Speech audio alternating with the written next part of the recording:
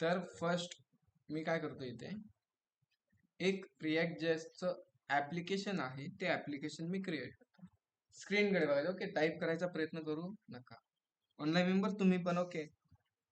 तर मी काय करतो, एक रिॲक्ट जेएसचं ऍप्लिकेशन क्रिएट करण्यासाठी जो A to Z56 नावाचा जो फोल्डर बनवला होता, त्या फोल्डरला मी काय करतो, ओपन केले. आणि ओपन केल्यानंतर जेवढे काही आपले प्रोजेक्ट होते ते प्रोजेक्ट इथे शो झाले. जस्ट वरती मी ऍड्रेस बारवर क्लिक करून CMD टाईप करून एंटर बटनावर क्लिक केलं तर एक ब्लॅक स्क्रीन काय झाली, ओपन झाली. आणि ह्या ब्लॅक स्क्रीन मध्ये मी एक कमांड राईट करणार आहे, की जसं की मला एक रिॲक्ट जेएसचं ऍप्लिकेशन क्रिएट करायचे. मग कमांड काय आहे, npm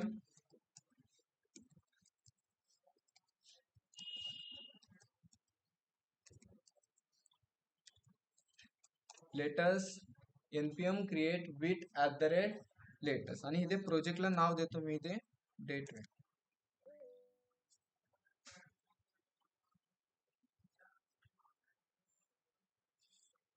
त्यानंतर सिलेक्ट करणार आपण इथे React, then select JavaScript, then enter. आता जोपर्यंत आपले ऍप्लिकेशन क्रिएट होत आहे त्याबद्दल आपण काही गोष्टीवर डिस्कस करू. ठीक आहे, जोपर्यंत आपलं ऍप्लिकेशन क्रिएट होत आहे तोपर्यंत आपण थोडीशी चर्चा करू.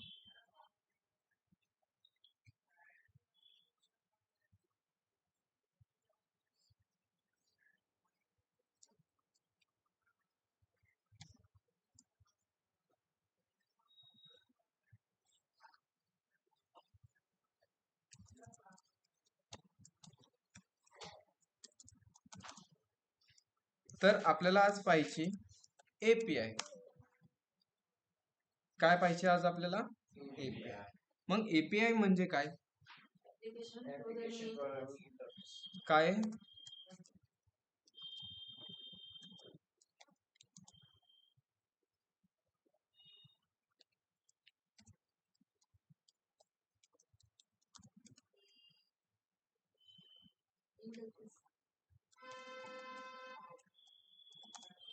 API म्हणजे काय, ऍप्लिकेशन इंटरफेस, काय ऍप्लिकेशन प्रोग्रामिंग इंटरफेस, ओके. तर आता मी जे बोललोय API म्हणजे काय, application interface, application programming interface. मग इथे आपला जो API म्हणजे हा पॉइंट क्लिअर झालाय का आपला, फुल फॉर्म सांगितलं म्हणून क्लिअर झाला का, नाही झाला. मग ऍक्च्युअली ऍप्लिकेशन प्रोग्रामिंग इंटरफेस म्हणजे काय आपल्याला ते समजून घ्यायचं. ठीक आहे, जस्ट एक एक्झाम्पल घेऊ आणि त्यामध्ये मी तुम्हाला सांगतो की ऍप्लिकेशन प्रोग्रामिंग इंटरफेस म्हणजे काय. तर तुम्ही सर्वांनी झोमॅटो यूज केले, केले. सपोज हा एक झोमॅटोचं काय ऍप्लिकेशन आहे, लक्ष द्या, ओके. एकदम नॉर्मल पार्ट आहे, तो आधी समजून घ्यावं, ओके. तर आता API म्हणजे मी सांगितलं ऍप्लिकेशन प्रोग्रामिंग इंटरफेस. जस्ट तुम्हाला हा पार्ट फुल फॉर्म सांगितला म्हणजे तो पॉइंट आहे तो क्लिअर झाला असं नाहीये, ओके. मग सपोज त्यासाठी आपण एक एक्झाम्पल घेऊ. आता तुम्ही सर्वांनी झोमॅटो ऍप पाहिला असेल, पाहिलंय. आणि झोमॅटो ऍप मध्ये एक असं पेज आहे, काय तिथे एक पेज, आणि त्या पेज मध्ये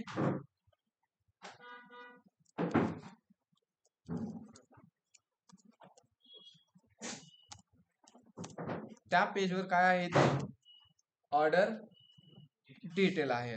वरती काहीतरी अशी ऑर्डर डिटेल आहे. आणि त्यानंतर तुम्ही एखादं झोमॅटोहून एखादं प्रोडक्ट ऑर्डर केल्यानंतर तुम्हाला वरती असं काहीतरी ऑर्डरची डिटेल दिसते. आणि त्यानंतर तिथे तुम्हाला जो काही डिलिव्हरी बॉय आहे तो डिलिव्हरी बॉयचं तुम्हाला लोकेशन दिसतं का नाही, पाहिलंय का तुम्ही, ऍप्लिकेशन यूज केलंय. काहींना दिसतं, काहींना दिसत नाही. म्हणजे काही ऍप्लिकेशन मध्ये दिसतं, काही ऍप्लिकेशन मध्ये दिसत नाही. मग जसं की वरती ऑर्डर डिटेल आहे आणि त्याच्या खाली एक मॅप आहे. काय आहे ते? एक मॅप आहे. आणि ह्या मॅप मध्ये काय दिसतं आपल्याला? त्या डिलिव्हरी बॉयचं लोकेशन, म्हणजे डिलिव्हरी बॉय कुठे आहे हे आपल्याला दिसतं. मग जो हा मॅप आहे, हा मॅप कुणाचा आहे? कुणाचा आहे? गुगलचा आहे. कुणाचा आहे? गुगलचा. तर असा तुम्हाला काहीतरी मॅप दिसतो आणि त्या मॅप मध्ये असं काहीतरी रूट ठरलेला असतो, म्हणजे रस्ता असतो. बरोबर?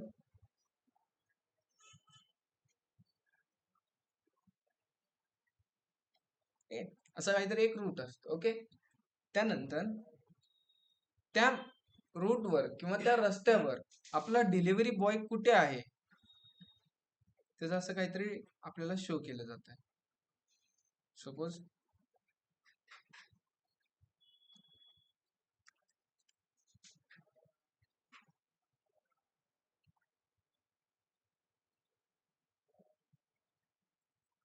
डिलिव्हरी बॉय आहे आणि असं कुठेतरी डिलिव्हरी बॉयचं काय दाखवतं? एक लोकेशन दाखवतं. ओके.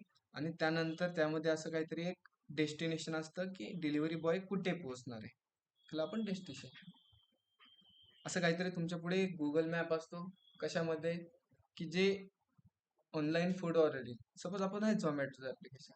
ओके. मग जो हा गुगल मॅप आहे तो कोणाचा आहे? गुगल कंपनीचा आहे.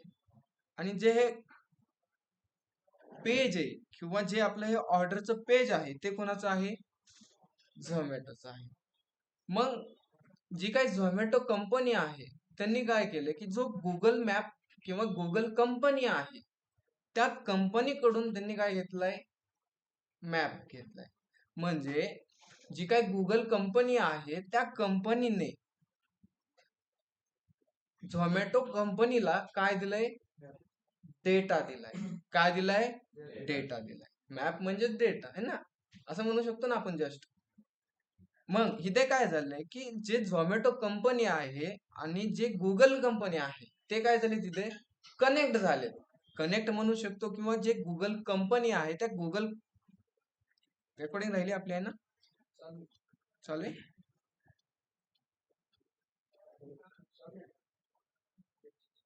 ओके, चालू आहे. तर मग इथे काय केलंय, जी गुगल कंपनी आहे त्या गुगल कंपनीने जी झोमॅटो कंपनी आहे त्यांना काय दिलाय? डेटा दिलाय. आता हे जस्ट अजून एक एक्झाम्पल घेऊ आपण समजण्यासाठी. मग इथे मग इथे काय झालंय की दोन कंपन्या मध्ये काहीतरी झालंय, कनेक्ट झाल्या. मग दोन कंपन्या जेव्हा कनेक्ट होतात त्याला काय बोलतात? Application programming interface. समजतोय फंडा? की जेव्हा दोन वेगळ्या कंपन्या जशी की गुगल कंपनी आणि झोमॅटो कंपनी जेव्हा ते कनेक्ट होतात, कनेक्ट म्हणजे काय की गुगल कंपनीने झोमॅटो कंपनीला काय दिलाय? डेटा दिलाय. म्हणजे ह्या दोन कंपन्या काय झाल्या? कनेक्ट झाल्या. मग जे हे कनेक्ट होतंय त्याला काय बोलतात? Application programming. जस्ट अजून एक आपण एक्झाम्पल घेऊ, जसं की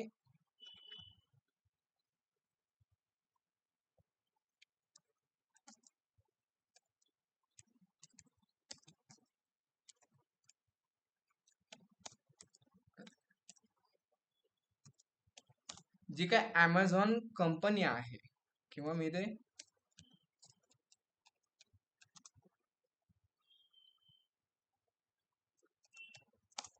जी काय अमेझॉन कंपनी आहे ती काय करते की त्यांची एक वेबसाईट आहे आणि त्या वेबसाईट मध्ये ते काय करतात? प्रोडक्ट दाखवतात. आणि ते प्रोडक्ट आपण काय करतो? कस्टमर किंवा क्लायंट काय करतो? त्या वेबसाईट वर जातो आणि तिथून एखादा प्रोडक्ट बाय करतो. बरोबर?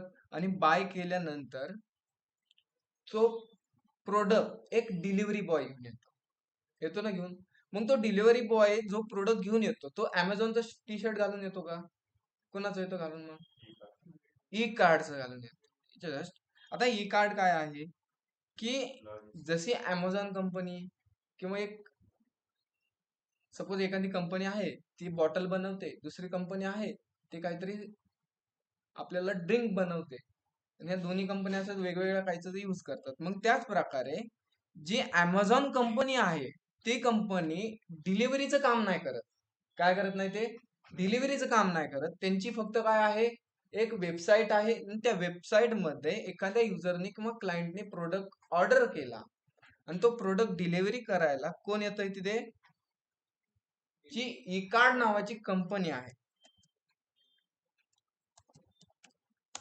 ई कार्ड आहे, त्यानंतर ठीक आहे ETC आहे. आपल्या ई कार्डच असे माहिती आहे, आपण समजू असं.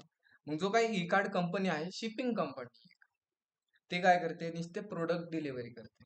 जसं की ई कार्ड फक्त ॲमेझॉनची नाही करत, फ्लिपकार्टची करते किंवा त्यांचे सेल्फ बिझनेसची सुद्धा करते डिलिव्हरी. समजतोय तर फंडा. मग जी ॲमेझॉन कंपनी आहे आणि जी काही ई कार्ड कंपनी आहे, ते काय झाले तिथे कनेक्ट झाले. जसं की आता इथे बघा, ॲमेझॉन जी काही वेबसाईट आहे, त्या वेबसाईटवर प्रोडक्ट कोण घेतं, कस्टमरच घेतो. आणि त्या वेबसाईटवर प्रोडक्ट कोण टाकतं, कस्टमरच टाकतो, है ना. आणि तो प्रोडक्ट डिलिव्हरी कोण करतं, ई कार्डची काही कंपनी आहे ती करते. मग ॲमेझॉन कंपनी काय करते का, नाही. ती कंपनी काय करते फक्त, की जे मल्टिपल युजर आहेत त्यांना काय करते, इथे कनेक्ट करते. जसं की जो डिलिव्हरी बॉय आहे, जो नंतर जो दुकानदार आहे, त्याचे जे काय प्रोडक्ट आहे तो प्रोडक्ट ऍड करून घेते.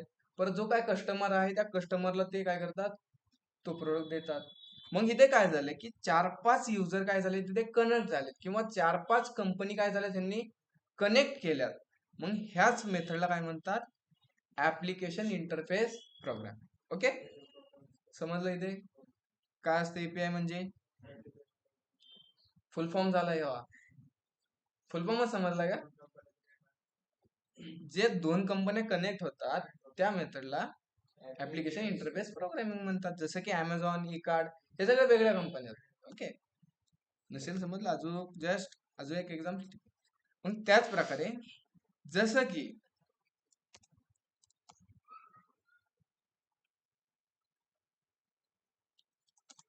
रिॲक्ट जेएस ही एक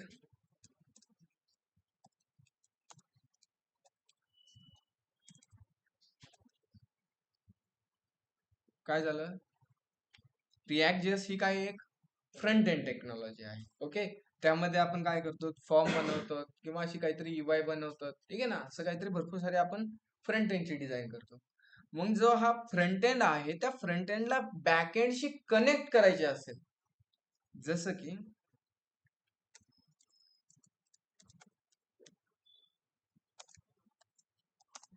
बॅक एंड आहे. आता बॅक एंड मध्ये काय काय काही जणांनी नोड केलं असेल, काही जणांनी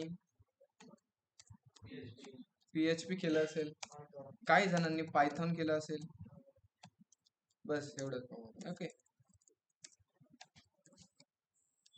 काही जणांनी पायथॉन केलं असेल. ओके, मग जी काही फ्रंट एंड टेक्नॉलॉजी ही वेगळी टेक्नॉलॉजी आणि हे काय बॅक एंड टेक्नॉलॉजी वेगळी. मग जेव्हा आपल्याला फ्रंट एंडला बॅक एंडशी कनेक्ट करायचे असेल, काय करायचे असेल, फ्रंट एंडला बॅक एंडशी कनेक्ट करायचे असेल, त्या मेथडचा आपण काय यूज करणार तिथे, ऍप्लिकेशन इंटरफेस प्रोग्राम. समजला इतर फंडा. एपीआय म्हणजे काय, दोन कंपन्या कनेक्ट करण्याला किंवा एक दोन टेक्नॉलॉजीला कनेक्ट करण्यासाठी.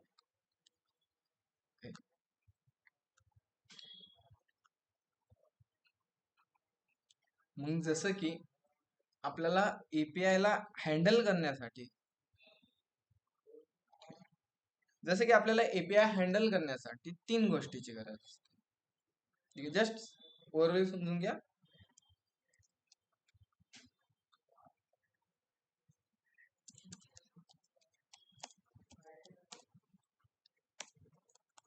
आता आपल्याला एखाद्या एपीआय ला आपल्या प्रोजेक्ट मध्ये इम्प्लिमेंट करायचे असेल तर आपल्याला 3 गोष्टीची गरज असते. एक असते URL, सेकंड असते मेथड,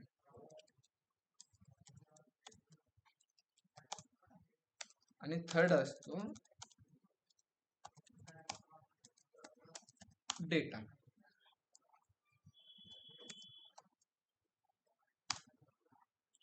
आता एखाद्या एपीआय ला आपल्याला इम्प्लिमेंट करायचे असेल तर 3 गोष्टीची गरज असते, जसं की URL, मेथड आणि डेटा. मग URL कोणती असणार, जसं की URL कोणती पण असू शकते. जस्ट मी तुमच्या पुढे एक एक्झाम्पल म्हणून राईट करतो. जसं की URL म्हणजे https://google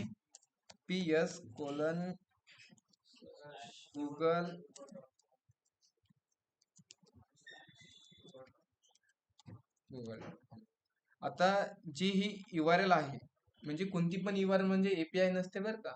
जस्ट तुमच्या पुढे मी काय करतो, एक आपली रिअल API घेतो मी.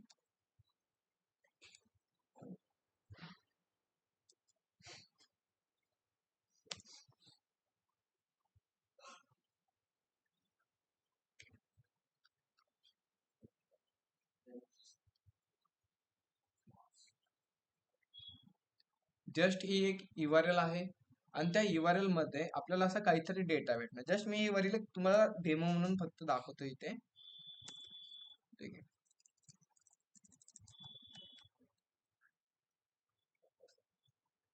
तर ही एक काय आहे, डमी जेसन नावाची काहीतरी एक URL आहे. ओके, आता ही URL झाली. त्यानंतर मेथड. बेसिकली मेथड आपल्याकडे 5-6 असतात, म्हणजे असे 4-5 आहेत, पण जास्त करून यूज होणारे 2च आहेत. जसे की पहिला आहे एक गेट आणि सेकंड आहे ते पोस्ट. असे किती मेथड आहेत? 2. 5-6 आहेत असे बरं का, ठीक आहे. पण जास्ती करून यूज होणारे कोणते तर गेट आणि पोस्ट. आणि थर्ड असतो डेटा.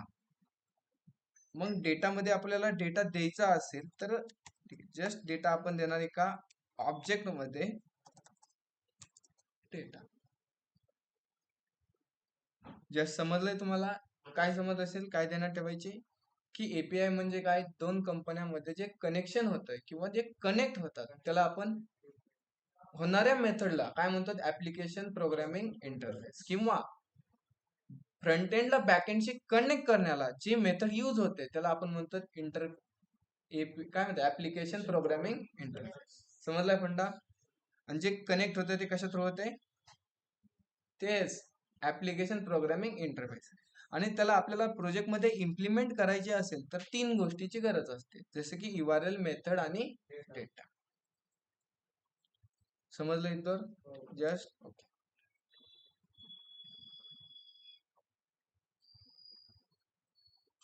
तर आपल्या इथे ऍप्लिकेशन क्रिएट झालंय. मी इथे काय करतो, Ctrl+C करतो, यस राईट केलं, त्यानंतर स्क्रीनला मी एकदा क्लिअर करतो आणि इथे कमांड टाकणार cd डे 12. त्यानंतर third command code paste dot, याने काय होणार, VS कोड ओपन.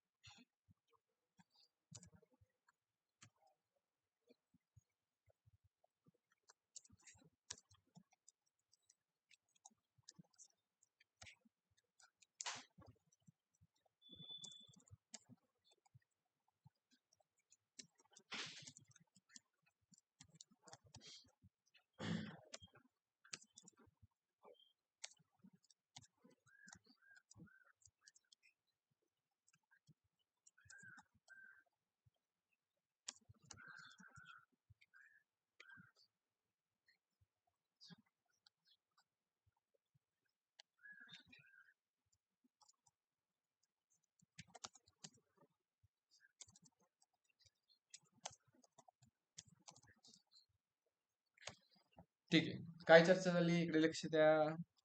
तर इथे मी काय केलं, एक बेसिक आपलं कंपोनंट बनवलाय. त्या कंपोनंट मध्ये काहीतरी एक H1 रिटर्न केलाय आणि त्याला काय केलं, इथून एक्सपोर्ट केलंय की आउटपुट पेजला शो होण्यासाठी.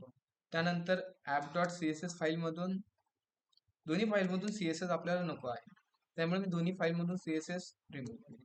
CMD मध्ये आलो. जशी मी ही कमांड टाकली npm run div, तर मला माहिती आहे एक URL भेटेल आणि त्या URL ला मी ब्राउझरला सर्च केलं तर जो काय आपला प्रोजेक्ट आहे, जे काय आपलं ऍप्लिकेशन आहे, त्या ऍप्लिकेशनचा आपल्याला आउटपुट शो होणार आहे. जसं की ते आपल्याला वेलकम असं शो झालंय. ठीक आहे.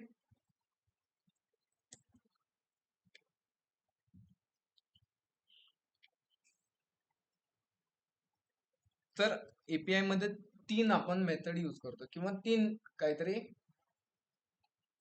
ऍट्रिब्यूट यूज करतो. ओके, जसं की URL, मेथड आणि डेटा. जस्ट इकडे जाऊ, कोड मध्ये आलो, आउटपुट पेजला आलो, रिफ्रेश केलं, इथे वेलकम असा मला मेसेज प्रिंट झालाय. ओके, व्हीएस कोड मध्ये आलो आणि व्हीएस कोड मध्ये आल्यानंतर काय करायची माहिती मला. अजून एक पॉइंट घेतो तुमच्या पुढे, एक जस्ट एक्झाम्पल साठी.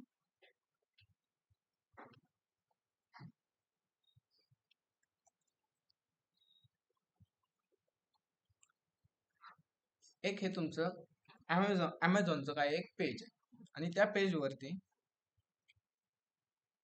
किंवा एक आपला तुमचा फॉर्म आहे आणि त्या फॉर्म मध्ये असं तुम्हाला विचारलंय एंटर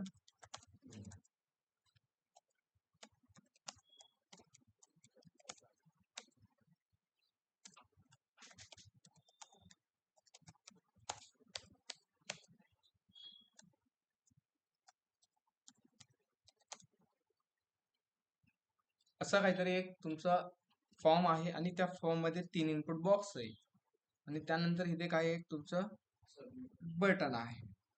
ओके, जसं तुम्ही ह्या बटनावर क्लिक करतात तर जो काय डेटा आहे किंवा तुम्ही जसं ह्या बटनावर क्लिक करतात काय होतं की एक फंक्शन काय होतं इथे कॉल होतं, जसं की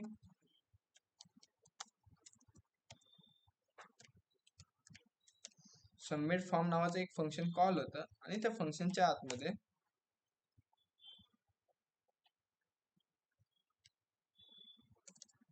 तुम्हाला जो काय डेटा आहे तो डेटा असा भेटतो यू नेम, त्यानंतर यू मोबाईल आणि त्यानंतर इथे भेटतो यू ईमेल.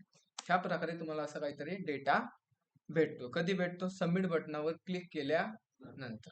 ओके, मग जो हा डेटा आहे हा डेटा आपल्याला काय करायचा आहे, कुठेतरी स्टोअर करायचा आहे. काय करायचं आहे? कुठेतरी स्टोअर करायचा आहे. मग जो डेटा आहे तो डेटा स्टोअर करण्यासाठी आपल्याकडे भरपूर सारे मेथड असतात. जसे की एक्झाम्पल दाखवायचं म्हणलं की जो काही तुमचा डेटा होता आतापर्यंत तुम्ही एका ॲरे ऑब्जेक्ट मध्ये स्टोअर करत होता किंवा ऑब्जेक्ट मध्ये स्टोअर करत होता किंवा एखाद्या ॲरे मध्ये स्टोअर करत होता. मग जसं की आपल्याला डेटा स्टोअर करण्यासाठी असे भरपूर सारे मेथड असतात. जसे की एक मेथड दाखवतो तुम्हाला, कंट्रोल शिफ्ट आय दाबून मी इथे काय करतो, आपला जो काही डेव्हलपर ऑप्शन आहे त्याला मी जस्ट ओपन केले.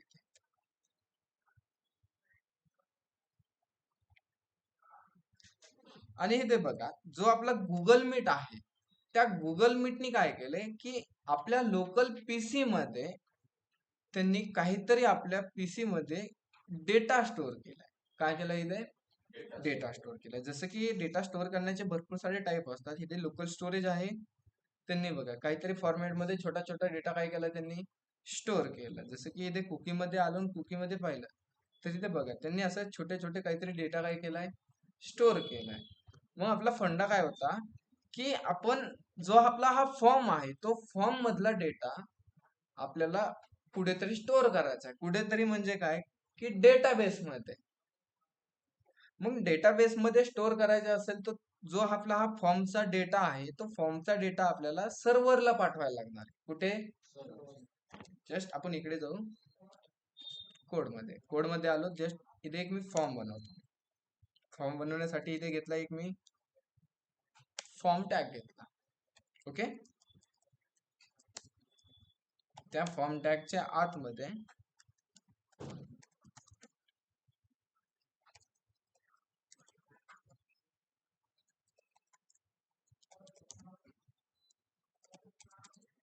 एंटर युजर नेम आणि त्याचा एक इथे मी घेतो इनपुट बॉक्स. त्या इनपुट बॉक्सला मी इथे टाईप दिला, टेक्स्ट दिला, त्यानंतर 2 BR घेतो आणि इथे सांगतो एंटर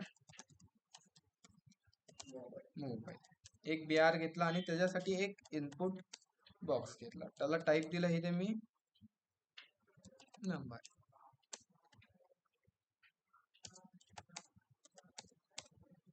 आणि त्यानंतर इथे मी घेतो एक बटन आणि त्या बटनला आपण नाव देऊ सबमिट. सेव्ह केलं, आउटपुट पेजला आलो.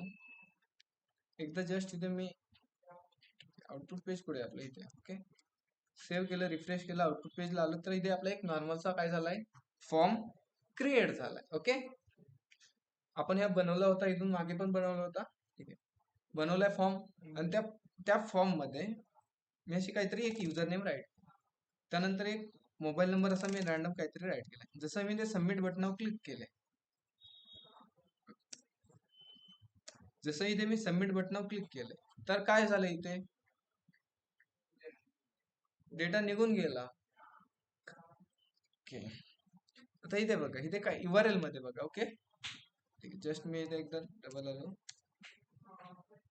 तर डबल एकदा मी काय करतो, इथे युजर नेम भरला, इथे वरती बघा URL मध्ये. ओके, मोबाईल नंबर टाकला आणि जसं मी सबमिट बटनावर क्लिक केलं तर काय झालं, जो आपला फॉर्म होता तो फॉर्म काय झाला, इथे सबमिट झालाय. काय झाला, इथे फॉर्म सबमिट झालाय. सबमिट कुठे झालाय, की आपण फॉर्म मध्ये कुठे सबमिट व्हायचं ते नाही सांगितलं, त्यामुळे तो बाय डिफॉल्ट त्याच URL मध्ये काय झालं, तो फॉर्म सबमिट झालाय. काय झालाय, सबमिट झालाय. मग जसं की मी काय करतो, जो आपला हा फॉर्म आहे त्या फॉर्मला मी इथे एक ऍक्शन टाकतो. माहिती ना ऍक्शन म्हणजे जो काही फॉर्म आहे तो कुठे सबमिट करायचा हे आपण ऍक्शन मध्ये सांगतो. मग मी सांगतो त्या फॉर्मला, फॉर्म सबमिट झाल्यानंतर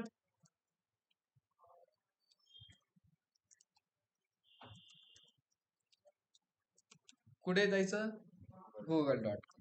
जस्ट मी आउटपुट पेजला आलो, एकदा इथे रिफ्रेश केलं आणि इथे मी एक युजर नेम टाकला, असं काहीतरी रॅन्डमली, एक मोबाईल नंबर टाकला आणि इथे मी सबमिट बटनावर क्लिक केले. जसा माझा जो फॉर्म आहे तो सबमिट झाला तर आपण कुठे आलो, google.com ला. माहितीये, ओके ओके. मग आता मला काय करायचं, की जो हा आपला फॉर्म हा सबमिट होतोय, ह्या सबमिट होण्यापासून मला थांबवायची.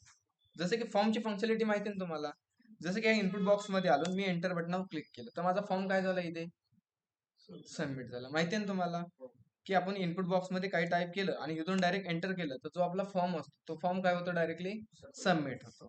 मग मला काय करायची, जो आपला हा फॉर्म आहे तो फॉर्म सबमिट होण्यापासून थांबवायची. काय करायची, मला सबमिट होण्यापासून तो फॉर्म थांबवायचा. मग आपण आतापर्यंत काय करत होतो, की या बटनाला काहीतरी इव्हेंट टाकायचं, बरोबर. मग मी काय करतो, इथे जो आपला हा फॉर्म आहे त्या फॉर्मला मी एक इव्हेंट टाकतो.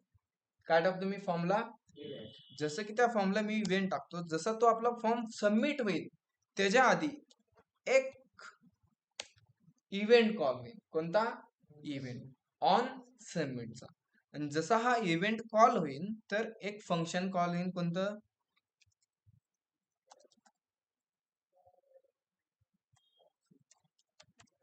हँडल सबमिट नावाचं फंक्शन. ओके, आणि जे काय हँडल सबमिट नावाचं फंक्शन आहे ते मी इथे वरती बनवतो.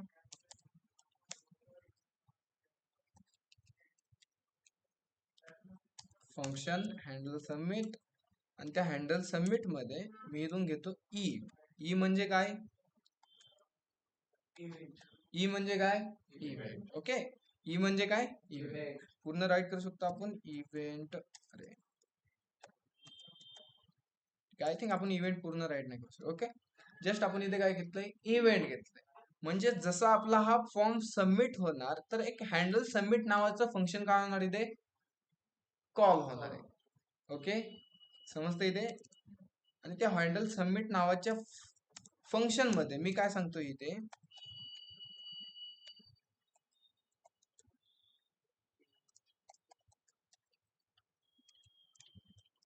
मी कसं काहीतरी प्रिव्हेंट डिफॉल्ट. ओके, जसं मी ह्याला सेव्ह केलं आणि आउटपुट पेजला आलं, रिफ्रेश केलं, इथे काहीतरी युजर नेम टाकलं मी, सेकंड मी मोबाईल नंबर टाकला आणि इथे एंटर बटनावर मी क्लिक केलं.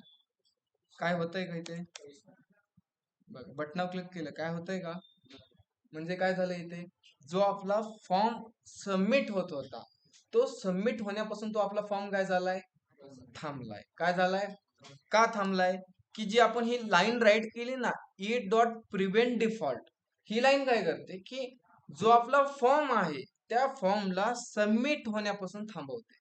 कशापासून थांबवते, सबमिट होण्यापासून.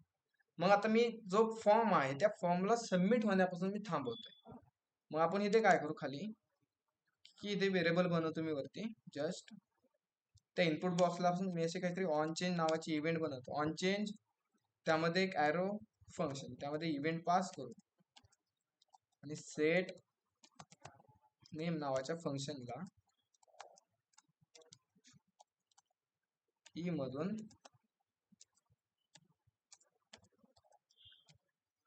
Value pass as it is same मी कुणाला राईट करतो त्या मोबाईल नंबरला.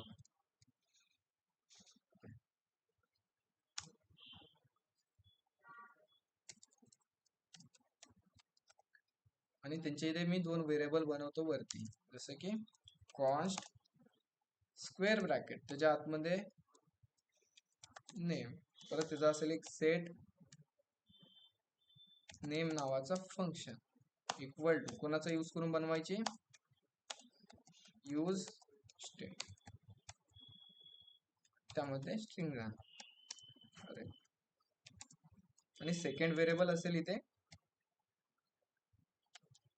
मोबाईल नावाचा, आणि इथे असेल त्याचा एक सेट मोबाईल नावाने फंक्शन. आणि ते फंक्शन कशापासून बनवायचे, यूज स्ट्रिंग. बनवले दोन्ही व्हेरिएबल. आणि मी काय करतो आता, जसं आउटपुट पेजला आलो एकदा हे रिफ्रेश केलं मी. ओके, जस्ट मी इथे काहीतरी युजर नेम राईट केलं, त्यानंतर मी इथे मोबाईल नंबर राईट केला, जसं मी इथे एंटर केलं तर आपला जो काय फॉर्म होता तो सबमिट झाला की ते नाही झाला. का नाही झाला, की जी काय आपण ही लाईन राईट केली, ही लाईन काय करते की जो आपला फॉर्म आहे त्या फॉर्मला सबमिट होण्यापासून थांबवते. आणि मी इथे काय करतो, त्याच्याच खाली मग असं डायरेक्ट कन्सोल डॉट लॉग करतो आणि कन्सोल डॉट लॉग मध्ये नेम प्रिंट करतो आणि सेकंड इथे मोबाईल प्रिंट. आउटपुट पेजला आलो, डेव्हलपर ऑप्शनला ओपन केलं म्हणजेच कन्सोलला. आणि आता इथे बघा, एकदा पेजला मी रिफ्रेश करतो, जसं मी इथे काहीतरी युजर नेम राईट केलं, त्यानंतर इथे मी मोबाईल नंबर राईट केला आणि एंटर बटनावर क्लिक केलं, तर आपल्या इथे काय भेटलंय, काय भेटलंय, युजर नेम आणि मोबाईल भेटले. पण आपला जो काय फॉर्म होता तो फॉर्म सबमिट झालाय का, नाही. फक्त मला आज हेच सांगायचं होतं की जी आपण ही लाईन राईट केली, ह्या लाईन मुळे काय होतंय की जो काय इव्हेंट आहे त्या इव्हेंटला कॉल होण्यापासून तो थांबवतो. जसं की आपण काय करतो, ह्या बटनाला क्लिक केलं बाय डिफॉल्ट तर तो फॉर्म काय होतो, सबमिट होतो. जसा हा फॉर्म सबमिट झाला तर एक इव्हेंट कॉल होतो, कोणता जनरेट होतो, ऑन चेंज नावाचा. आणि तो काय करतोय की हँडल सबमिटला कॉल करतोय, आणि हँडल सबमिटने काय केलंय की त्या फॉर्मला सबमिट होण्यापासून थांबवतोय. समजतोय फंडा का नाही, अजून पण नाही समजत ऑनलाईन मध्ये. आता तुम्हाला फंक्शनॅलिटी माहित असेल, नॉर्मल फंक्शनॅलिटी माहित नसेल, ती माहिती आहे तुम्हाला, फक्त कळाना काय आहे. ओके, जसं की मी इथे काहीतरी युजर नेम राईट केलं, त्यानंतर एक मोबाईल नंबर राईट केला, एक फॉर्म आहे त्यामध्ये मी युजर नेम आणि मोबाईल नंबर राईट केला, आणि त्या मोबाईल नंबरच्या इनपुट बॉक्स मध्येच असताना मी एंटर बटनावर क्लिक केलं, तर काय झालं इथे, माझा फॉर्म काय झालाय, सबमिट झालाय. काय झालं इथे, माझा फॉर्म सबमिट झालाय ना इथे. ठीक आहे, जसं युजर नेम मध्ये आलो आणि मी एंटर बटनावर क्लिक केलं तर माझा फॉर्म काय झाला इथे, सबमिट झाला. आणि सबमिट बटनावर क्लिक केलं तरी माझा फॉर्म काय होणार आहे, सबमिट होणार आहे. ही काय आपल्या फॉर्मची फंक्शनॅलिटी. ओके, मग मला काय करायची, जो आपला फॉर्म आहे त्या फॉर्मला सबमिट होऊन नाही द्यायचं. काय होऊन नाही द्यायचं, सबमिट. जसं मी कोड मध्ये आलो, फंडा समजला काय करायचं, कमन करायची का करायची ते मी तुम्हाला नंतर सांगेन. फक्त जस्ट आता काय समजून घ्यायची की फॉर्मला सबमिट होऊन द्यायचं नाही. मग जसा आपला हा फॉर्म सबमिट होतो किंवा आपण सबमिट होतो तर एक इव्हेंट जनरेट होत असतो. कोणता, एक इव्हेंट आपल्याला दिसत नाही पण एक इव्हेंट काय होत असतो, जनरेट होत असतो. कोणता इव्हेंट, ऑन सबमिटचा. कोणता इव्हेंट जनरेट होतो, ऑन सबमिटचा. मग जसा हा फॉर्म सबमिट व्हायच्या आधी एक इव्हेंट जनरेट होतो, कोणता, ऑन सबमिटचा. तो इव्हेंट जनरेट झाला तर त्या इव्हेंटला सांगायचं हँडल सबमिट नावाच्या फंक्शनला काय करतो, कॉल. काय कर, फॉर्म सबमिट व्हायच्या आधी कॉल होतो बरं का हा इव्हेंट. मग जसा हा इव्हेंट कॉल झाला तर आपण त्याला काय सांगितलंय, हँडल सबमिट नावाचा जो फंक्शन आहे त्या फंक्शनला तू काय कर, इथे कॉल कर. फंक्शनला मी इथे कॉल करतो हँडल सबमिट. त्या हँडल सबमिट मध्ये मी काय घेतो, इव्हेंट घेऊ शकतो ना इव्हेंट. आणि त्याच्या आतमध्ये मी फंक्शनच्या आतमध्ये काय सांगतो माहितीये, E dot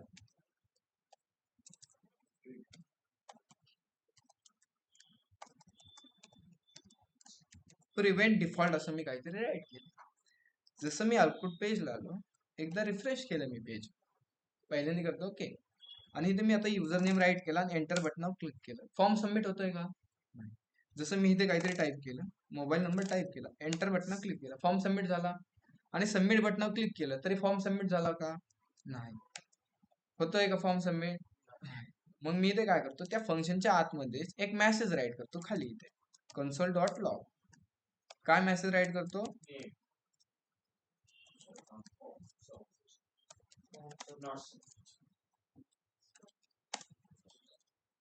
okay. Just output page आलो, एकदा रिफ्रेश केलं मी इथे आणि त्या इनपुट बॉक्स मध्ये युजर नेम राईट केलं, एंटर बटनावर क्लिक केलं तर आपला फॉर्म सबमिट झाला का?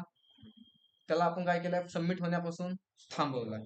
इथे आलो, इथे मी मोबाईल नंबर टाईप केला, एंटर बटनावर क्लिक केलं तर इथे काय आलंय, फॉर्म सबमिट स्टॉप. म्हणजे सबमिट होण्यापासून आपण काय केलं, त्याला थांबवलंय. ह्याच्यावर क्लिक केलं तरी तो फॉर्म सबमिट होण्यापासून काय करतोय, थांबवतोय. आणि इथे मी असं करू शकतो. मग इथे मी काय करणार, console.log करणार आणि इथे मला भेटणार, काय भेटणार, नेम भेटणार. त्यानंतर इथे मला मोबाईल नंबर पण भेटणार. ओके.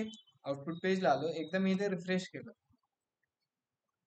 जस्ट मी इथे एक युजर नेम राईट केलं आणि मोबाईल नंबर राईट केला, तो मला काय होणार आहे, सबमिट झाल्यानंतर, सबमिट व्हायच्या आधी कन्सोल मध्ये भेटणार आहे. आणि जो हा मला डेटा भेटलाय, हा डेटा काय करणार माहिती आहे आपण, की हा जो डेटा भेटलाय एक नेम आणि मोबाईल, हा डेटा आपण काय करणार,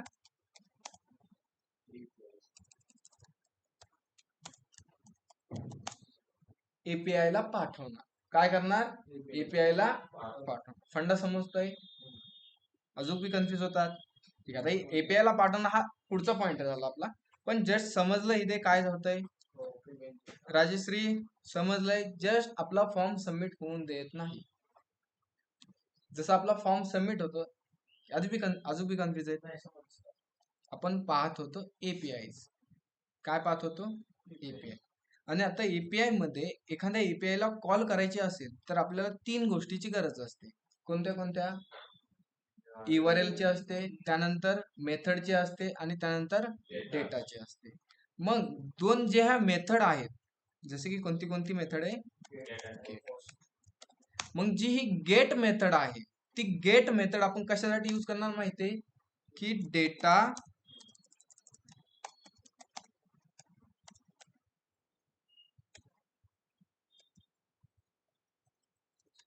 घेण्यासाठी. गेट मेथड आपण कशासाठी यूज करणार, डेटा घेण्यासाठी. आणि जी आपली ही पोस्ट मेथड आहे, ती कशासाठी यूज करणार आपण, डेटा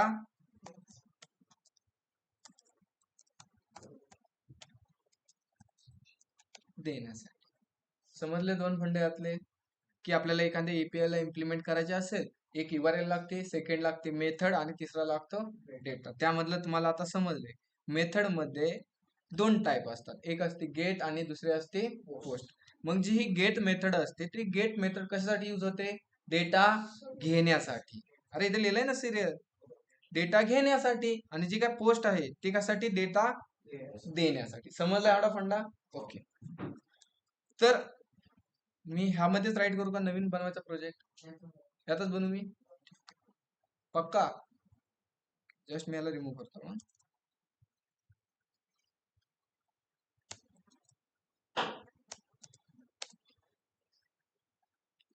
तर आपल्याला काय करायचं आता, की एका एपीआय कडून डेटा घ्यायचा आहे. आपल्याला काय करायचं इथे,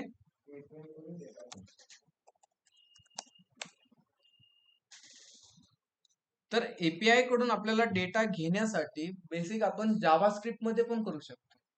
फेच मेथड आहे, त्या फेच मेथड थ्रू आपण जावा थ्रू ते पण करू शकतो. बट रिॲक्ट जेएस मध्ये आपल्याला इझी वे कोणता आहे, की एक पॅकेज इन्स्टॉल करायचा आणि त्या पॅकेजचा यूज करून आपण एपीआय ला काय करणार आहे, हँडल करणार आहे. जसं की त्या पॅकेजचं नाव आहे ॲक्झिओस.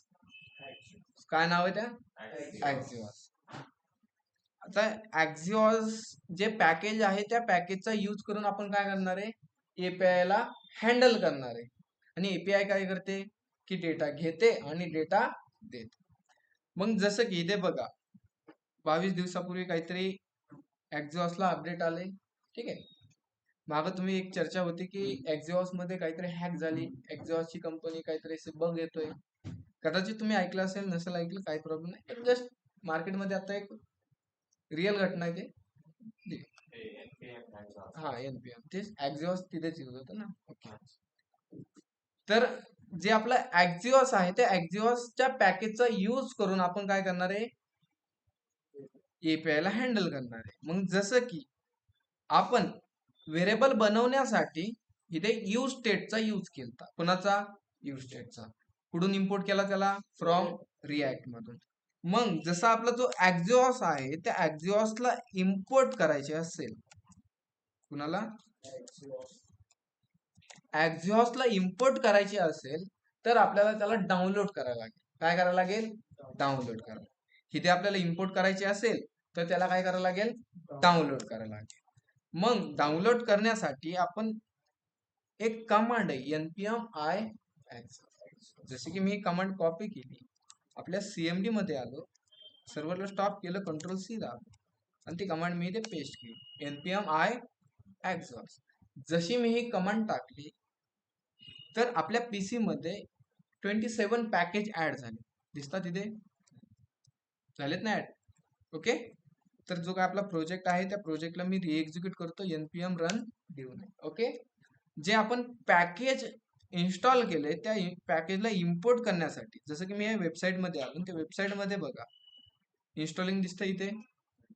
आता इन्स्टॉल आपण कसं करू शकतो? पॅकेज मॅनेजरने करू शकतो, बरोबर. तर इथे तुम्ही npm ने करू शकतात किंवा यान ने करू शकतात किंवा pm ने करू शकता किंवा बन आहे, नाही तर हे काय कोणत्या बी पॅकेजने आपण मॅनेजरने काय करू शकतो? आपण इन्स्टॉल करू शकतो. आपण कोणासोबत आहे? npm सोबत आहे. मग आपण कमांड काय करणार? npm install ऍक्झिओस टाकली ही कमांड, आपण ते पॅकेज इन्स्टॉल केलंय. ओके. त्यानंतर अजून स्क्रोल केलं तर तिथे आपल्याला यूज करण्याचे किंवा त्याला इम्प्लिमेंट करण्याच्या टेक्निक दिल्यात किंवा त्याला इम्पोर्ट करण्याच्या काय दिल्या तिथे टेक्निक दिल्यात. जसं की त्याला इम्पोर्ट करायचे असेल तर आपण इथे इम्पोर्ट ऍक्झिओस फ्रॉम एक्झॉस्ट, नाहीतर सेकंड एक टेक्निक आहे कॉन्स्ट रिक्वायर्ड. ओके. आपण दोन्ही वेळेने काय करू शकतो? टेक्निकने त्याला इम्पोर्ट करू शकतो. जस्ट मी इकडे आलो आणि त्याला इम्पोर्ट करतो इथे, इम्पोर्ट टेक्निक. इम्पोर्ट काय इम्पोर्ट करायचे आपल्याला? ऍक्झिओस. फ्रॉम कुठून? ऍक्झिओस. केला इम्पोर्ट इथे आणि ह्या ऍक्झिओसचा यूज करून आपण एपीआय हँडल करणार आहे. काय करणार आहे? एपीआय. मग जसं की ह्या फंक्शनच्या आतमध्ये मी काय करतो? ऍक्झिओस डॉट गेट, कारण आपल्याला डेटा घ्यायचा आहे, बरोबर ना. इथे आता मी सांगितलं ना तुम्हाला की गेट मेथड डेटा घेण्यासाठी आणि पोस्ट मेथड डेटा देण्यासाठी. मग जसं की मी इथे गेट टाकलं तर काय होणार? आपला डेटा घेणार आपण आणि डेटा द्यायचा असेल तर पोस्ट. समजलं फंडा? आज थोडं कॉम्प्लिकेट वाटेल, नवीन गोष्टी तुमचं सगळं कोड. ओके. मग मी इथे काय करतो की ऍक्झिओस डॉट गेट, कारण मला डेटा घ्यायचा आहे आणि कुठून घ्यायचं आहे ते सांगायला लागतं. म्हणजे आपल्याला डेटा कुठून घ्यायचा आहे ती डबल कोड मध्ये इथे URL टाकायला लागते. काय टाकायला लागते इथे? URL. जसं की URL कुठे आहे? आहे URL, मी ब्राउझरवरून कॉपी करतो प्रॉपर. ठीक आहे. ही URL आहे, ती URL ला मी करतो कॉपी आणि आपल्या कोड मध्ये आलो, इथे मी त्या URL ला पेस्ट केलं आणि जो काय आपल्याला हा डेटा भेटणार आहे तो डेटा मी एका व्हेरिएबल मध्ये स्टोअर करतो डेटा नावाच्या. म्हणजे इथून आपल्याला काहीतरी भेटणार आहे, ह्या URL मधून आपण काहीतरी भेटणार आहे आणि ती जो काही डेटा आहे आपल्याला पाहण्यासाठी तो व्हेरिएबल मध्ये मी काय केलं इथे स्टोअर केला. आणि जस्ट आपण इथे करू कन्सोल डॉट लॉग, सेव्ह केलं, ब्राउझरला आलो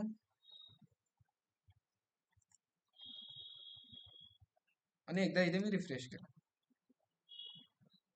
तर इथे काय आलंय? मला प्रॉमिस आलंय. माहितीये प्रॉमिस तुम्हाला? नाही माहितीये? लगेच माहितच नाहीये. प्रॉमिस माहित नाहीये? ते फेब्रुवारीतलं प्रॉमिस नाही बरं का? हा, माहितीये का प्रॉमिस? असिंक्रोनाइजेशन मध्ये. ओके. ठीक आहे, प्रॉमिस नाही माहिती तुम्हाला, आठवलं असं फेब्रुवारीतलं आहे ना. ओके. असिंक्रोनायझेशन माहितीये तुम्हाला? असिंक्रोनायझेशन, सिंक्रोनायझेशन माहितीये? ठीक आहे, जास्त सांगायची गरज नाही मग मला, आहे ना. माहिती म्हणल्यावर नाही माहितीये. ओके. लय माहित नाही. ओके. तर एक असिंक्रोनायझेशन असतं आणि एक सिंक्रोनायझेशन असतं. ओके, असे दोन असतात. म्हणजे जसं की सिंक्रोनायझेशन मध्ये आपण म्हणू शकतो की आपला जो काही कोड आहे तो लाईन बाय लाईन कोडचा एक्झिक्यूट होणार, आणि असिंक्रोनायझेशन मध्ये की आपला कोड पहिली लाईन एक्झिक्यूट होणार, 10वी लाईन एक्झिक्यूट होणार, परत 8वी लाईन. ठीक आहे, जस्ट अजून एक्झाम्पल घेऊ आपण. एक बस आहे. काय आपल्याकडे एक बस आहे. अरे बसचा बस, आणि त्या बस मध्ये 10 काय आहेत पॅसेंजर. किती 10 पॅसेंजर. आता ती बस काय झाली, एका स्टॉपवरून निघाली. त्या बसमध्ये किती पॅसेंजर आहेत 10 पॅसेंजर. आणि जो काय पहिला स्टॉप आलाय त्या पहिल्या स्टॉपवर 2 पॅसेंजरचं काम आहे. काय 2 पॅसेंजरचं काय इथे काम आहे, किंवा 2 पॅसेंजर तिथे काय झाले त्यांच्या कामासाठी लेफ्ट झाले किंवा उतरले. समजतंय? ओके. तर 2 पॅसेंजर उतरले आणि त्यांचं फक्त 10 मिनिटं तिथं काम. किती मिनिटं काम आहे 10 मिनिटं. मग ती बस त्यांच्यासाठी थांबेन का जाईल, ह्याला म्हणतात असिंक्रोनायझेशन. आणि ती बस थांबली तर तिथे काय झालं सिंक्रोनायझेशन. समजतंय म्हणला? ठीक आहे. सिंक्रोनायझेशन म्हणजे काय, ती बस निघाली तिथून, पहिल्या स्टॉपवर 2 पॅसेंजरचं काम आहे, ते त्यांचं फक्त 10 मिनिटं काम आहे. मग ती बस काय म्हणते, तुम्ही काम करा 10 मिनिटं आणि दुसरी बस पकडून या 10 मिनिटानंतर. ओके. हा सिंक्रोनायझेशन असिंक्रोनायझेशन मेथड अशा की कोड एक्झिक्यूट होण्याचे. ओके, ठीक आहे. आता इथे कॉम्प्लिकेट वाटत आहे, असिंक्रोनाइज तुमच्यासाठी नवीन असेल. जस्ट आपण इकडे जाऊ डायरेक्ट. ओके, ठीक आहे, लक्ष द्या इकडे. ठीक आहे, मग मी काय करतो, तुम्हाला इथे अवेट माहितीये. आता अवेट माहितीये. आता इथे अवेट यूज केलाय. जस्ट जी काय आपल्याला एपीआय कॉल करायची आता. ओके, ती एपीआय मी काय करतो, यूज इफेक्टच्या आतमध्ये कोड करतो. कशाच्या आतमध्ये, यूज इफेक्टच्या आतमध्ये. त्याचा मी इथे सिंटॅक्स राईट केला, आणि ते असतो स्क्वेअर ब्रॅकेट एखाद्या व्हेरिएबल वर ऑच करण्यासाठी. बरोबर. मग ऑच करण्यासाठी आपल्याकडे व्हेरिएबल आहे का, आहे का, कुठे आहे का व्हेरिएबल, नाहीये. मग त्यासाठी मी काय करतो, त्याला एम्प्टी ठेवतो.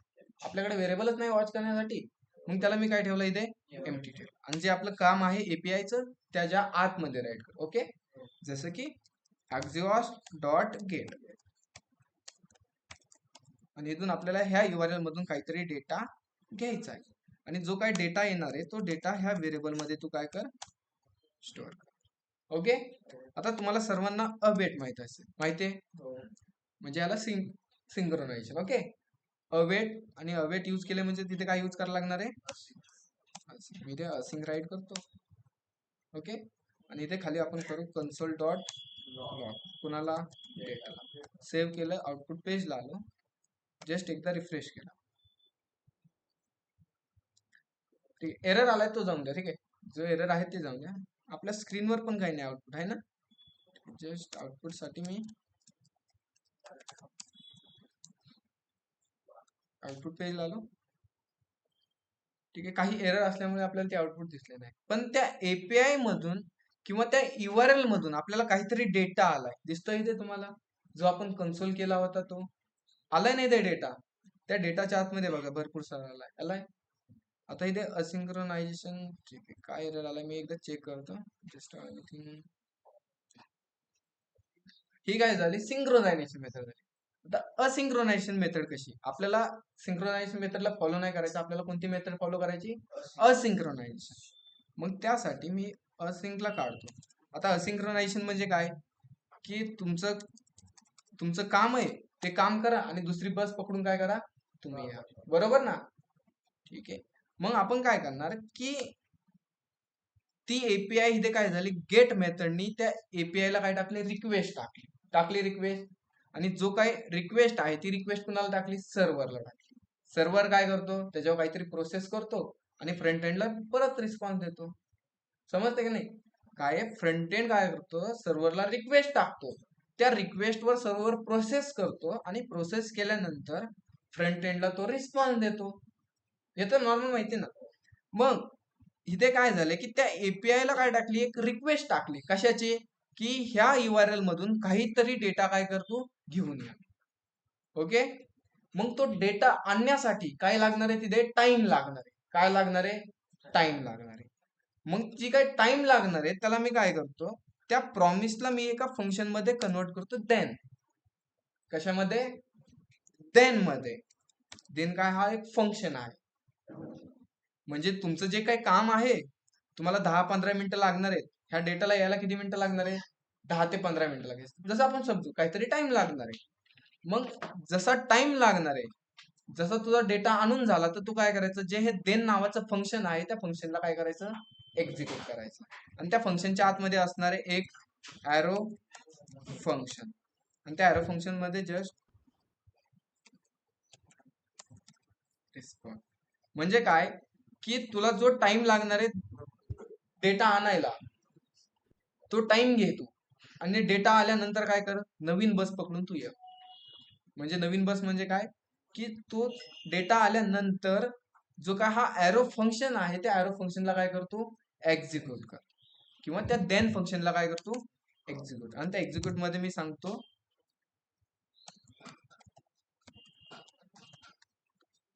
त्या रिस्पॉन्सला मी प्रिंट करतो इथे जस्ट कन्सोल मध्ये. सेव्ह केलं, आउटपुट पेजला आलं, आणि एकदा इथे रिफ्रेश केलं. प्रॉमिस, ओके, ते वरचं प्रॉमिस आलं वाटतं आय थिंक. हा प्रॉमिस, ओके. जस्ट हा कन्सोल मी रिमूव्ह, आउटपुट पेजला आलं, रिफ्रेश केलं, तर इथे बघा कन्सोल मध्ये मला काहीतरी डेटा आलाय. आला इथे डेटा, तर इथे बघा आलाय. काही एरर आलाय का आता आपल्याला इथे, नाही. आणि त्यामध्ये काय काय आले, स्टेटस कोड, रिक्वेस्ट आले, जे काय आपण रिक्वेस्ट पाठवल्या होत्या त्या सगळ्या रिक्वेस्ट इथे आल्या. त्यानंतर हेडर्स आले, हेडर मध्ये जो काय डेटा आपण घेतला होता, पाठवला होता, तो सगळं आलाय. त्यानंतर कॉन्फिग आणि डेटा आलाय. मग ह्यामधला आपल्याला महत्वाचा असतो छोटासा डेटा. मग त्यासाठी मी इथे काय करतो, डेटा, आणि इथे रिस्पॉन्स मधून आम्हाला पाहिजे डेटा. आउटपुट पेजला आलं, एकदा रिफ्रेश केला, तर इथे डेटा प्रिंट झालाय. आलाय की ते क्विट्स आलेत, काहीतरी 30 क्विट्स आले तिथे क्विट्स. त्या काय एपीआय मधून आपल्याला डेटा भेटलाय, आला इथे. समजतंय का नाही, ऑनलाईन मध्ये कन्फ्युज होत आहे ना.